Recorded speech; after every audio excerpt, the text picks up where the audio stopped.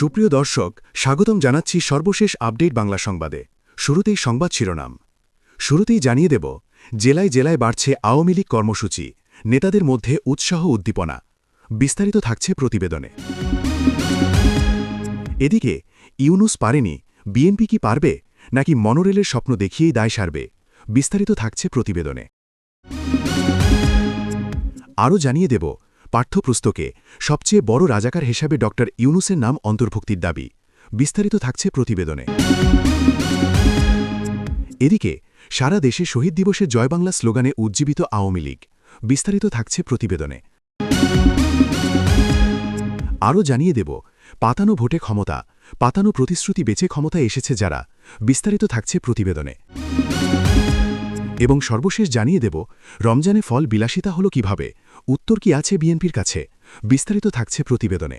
এতক্ষণ শুনছিলেন সংবাদ শিরোনাম, এবারে বিস্তারিত। তার আগে ভিডিওটি ভালো লাগলে এবং সর্বশেষ আপডেট পেতে চ্যানেলটি সাবস্ক্রাইব করুন। ধন্যবাদ। প্রতিকূল পরিস্থিতি আর নানা সীমাবদ্ধতা কাটিয়ে তৃণমূলের সাংগঠনিক শক্তিতে ঘুরে দাঁড়াচ্ছে আওয়ামী লীগ। দেশের বিভিন্ন জেলা ও উপজেলায় নানামুখী কর্মসূচির মাধ্যমে নিজেদের সরব উপস্থিতির জানান দিচ্ছেন দলটির নেতাকর্মীরা। গত 6 দিনে চট্টগ্রাম, রাজশাহী, পাবনা, গাইবান্ধা, জামালপুর ও নড়াইল সহ অন্তত 30টি জেলা উপজেলায় আওয়ামী লীগ ও এর সহযোগী সংগঠনের নেতাকর্মীদের সরব উপস্থিতির খবর পাওয়া গেছে। সাম্প্রতিক দিনগুলোতে আওয়ামী লীগ ও এর অঙ্গ সংগঠনের নেতাকর্মীরা ঝটিকা মিছিল, দলীয় ও জাতীয় পতাকা উত্তোলন এবং শহীদ মিনারে শ্রদ্ধা নিবেদনের মাধ্যমে মাঠ পর্যায়ে নিজেদের শক্তি অবস্থান তুলে ধরছেন। চট্টগ্রামের কেন্দ্রীয় শহীদ মিনারে ছাত্রলীগের নেতাকর্মীদের শ্রদ্ধা নিবেদনের একটি ভিডিও সামাজিক যোগাযোগ মাধ্যমে ব্যাপক সাড়া ফেলেছে, যা সাবেক শিক্ষামন্ত্রী মহিবুল হাসান চৌধুরীও শেয়ার করেছেন। এছাড়া সাতক্ষীরার কলারোয়ায় যুবলীগ নেতাদের পুষ্পমাল্য অর্পণ ও নড়াইলের লোহাগড়ায় নেতাকর্মীদের জাতীয় পতাকা উত্তোলনের ছবি ও ভিডিও তৃণমূলের মধ্যে নতুন করে উৎসাহ উদ্দীপনা তৈরি করেছে। ইউনূস সরকার মেট্রো রেল ইস্যুতে যা করেছে সেটাকে নিষ্ক্রিয়তা বললেও কম বলা হয়।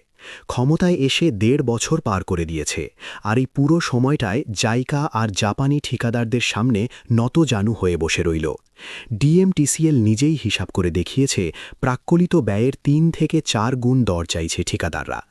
একটা প্যাকেজে তো 295% বেশি, আরেকটায় 391% বেশি। এটা দরপত্র প্রক্রিয়া না, এটা ডাকাতি। আর সেই বাকাতি দেখেও ইউনূস সরকার জাইকার কাছে বাতিলের অনুমোদন চাইতে গেল। জাইকা বলল বেশি দামেই নিয়োগ দাও, আর সরকার চুপ করে গেল। যেটা আরও বেশি গায়ে লাগে সেটা হলো, দুটো প্যাকেজে দরপত্রে যে প্যাটার্ন দেখা গেছে সেটা যে কেউ বুঝবে। শিমুজি আর তাইসি স্যামসাং, এই দুটো জোট একটায় প্রথম হলে অন্যটাই দ্বিতীয়, অন্যটায় প্রথম হলে এটাই দ্বিতীয়, মানে ভাগ করে নিয়েছে। এটা কার্টেলিং, টেক্সট বুক কার্টেলিং। এই সুস্পষ্ট যোগসাজশের বিরুদ্ধে ইউনূস সরকার কী করেছে? জাইকাকে একটা কড়া চিঠি লিখেছে? ঋণের শর্ত পুনর্বিবেচনার দাবি জানিয়েছে? না, ডিএমটিসিএলের কর্মকর্তারা নাম লুকিয়ে সাংবাদিকদের কাছে ফিসফিস করেছে, আর মন্ত্রণালয় ফাইল টেবিলের ওপর রেখে দিয়েছে। অন্তর্বর্তী সরকারের প্রধান উপদেষ্টা ও নোবেলজয়ী অর্থনীতিবিদ মোহাম্মদ ইউনূসকে নিয়ে কড়া সমালোচনা করেছেন সাংবাদিক মঞ্জুরুল আলম পান্না। তিনি ড ইউনূসকে দেশের ইতিহাসে প্রধানতম শত্রু ও বিশ্বাসঘাতক আখ্যা দিয়ে পাঠ্যপুস্তকে তার নাম অন্তর্ভুক্ত করার দাবি জানিয়েছেন। সম্প্রতি এক বক্তব্যে মঞ্জুরুল আলম পান্না বলেন, 55 বছরের ইতিহাসে এই মাটি, মানুষ ও মুক্তিযুদ্ধের প্রধানতম শত্রু এই ব্যক্তি। স্বাধীনতা পরবর্তী সময়ে দেশের সবচেয়ে বড় বিশ্বাসঘাতক ও রাজাকার হিসেবে পাঠ্যপুস্তকে ড ইউনূসের নাম অন্তর্ভুক্তির দাবি করছি। ড ইউনূসের বিরুদ্ধে আন্তর্জাতিক পরিসরে জনমত গড়ে তোলার আহ্বান জানিয়ে তিনি আরও বলেন, পুরো বিশ্বের সামনে তার মুখোশ উন্মোচনের দায় আমাদের সবার। মঞ্জুরুল আলম পান্না মানচিত্র নামের একটি ইউটিউব চ্যানেল পরিচালনা করেন এবং বিভিন্ন রাজনৈতিক টক শোতে আলোচক হিসেবে অংশ নেন। সাম্প্রতিক সময়ে অন্তর্বর্তী সরকারের বিভিন্ন নীতি ও সিদ্ধান্তের সমালোচনা করতে দেখা যাচ্ছে তাকে। গুরু এসেই শুরু করে দিয়েছে। ফ্যামিলি কার্ডের সাথে সাথে একটা গ্যাস কার্ডও যদি দেওয়া যেত, তাহলে বোধহয় এই রমজানে মানুষের একটু উপকার হতো। কিন্তু সেই সৌভাগ্য আমাদের নেই। যা আছে তাহলে মগবাজার থেকে মিরপুর, বনশ্রী থেকে মোহাম্মদপুর, ঢাকার গলি থেকে সাভারের শিল্পাঞ্চল, সর্বত্র একটাই গল্প, চুলায় আগুন নেই। সাহারির সময় উঠে রান্না করতে গেলে গ্যাস নেই, ইফতারের সময় বাইরে থেকে কিনে খাও। এই অবস্থায় তারেক রহমান এবং তার দল বিএনপির কথা একটু মনে করিয়ে দেওয়া দরকার। 2026 সালের 17 ফেব্রুয়ারি যে নির্বাচন হয়ে গেল, সেই নির্বাচনে দেশের বড় বড় রাজনৈতিক দলগুলো অংশ নেয়নি। জনগণের একটা বিশাল অংশ ভোট কেন্দ্রে যায়নি, এবং সেই অংশগ্রহণহীন কার্যত পাতানো একটা নির্বাচনের মধ্য দিয়ে বিএনপি ক্ষমতায় এসেছে। সেই বিএনপি যার জন্ম জিয়াউর রহমানের হাতে, সেনানিবাসের ছায়ায়, যেখানে গণতন্ত্রের চেয়ে ক্ষমতার গন্ধটা সব সময় বেশি তীব্র ছিল। তারেক রহমান নির্বাচনের আগে বলেছিলেন গ্যাসের নতুন খনি আবিষ্কার হবে, ঘরে ঘরে গ্যাস পৌঁছে দেওয়া হবে। এই কথা বলার সময় তিনি লন্ডনে বসেছিলেন, যেখানে গ্যাস সংকটের কোনো চিন্তা নেই। বাংলাদেশের মানুষ সেই প্রতিশ্রুতি শুনেছে, কেউ কেউ বিশ্বাসও করেছে। আজকে যখন সামান্তা রহমান ইলেকট্রিক চুলা কিনতে বাধ্য হচ্ছেন, নাহিদ হাসান মাঝরাতে উঠে রান্না করছেন, তখন সেই প্রতিশ্রুতির কথা মনে পড়লে হাসবেন না কাঁদবেন বুঝতে পারছি না।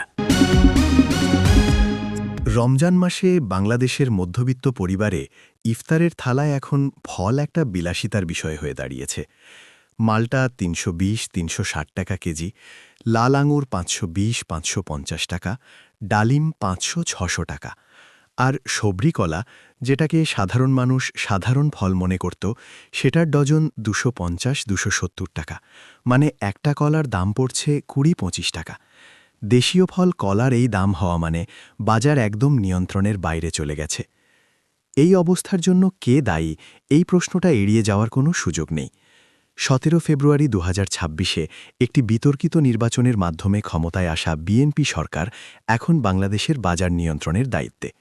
তারেক রহমান প্রধানমন্ত্রী। প্রশ্ন হল, ক্ষমতায় এসে তারা বাজার নিয়ে কি করেছে?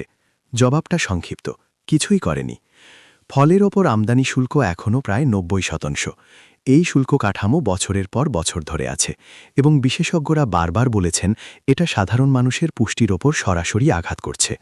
কিন্তু এই সরকার ক্ষমতায় এসে এই শুল্ক কমানোর কোনো উদ্যোগ নেয়নি, রমজানের আগেও না, রমজান শুরু হওয়ার পরেও।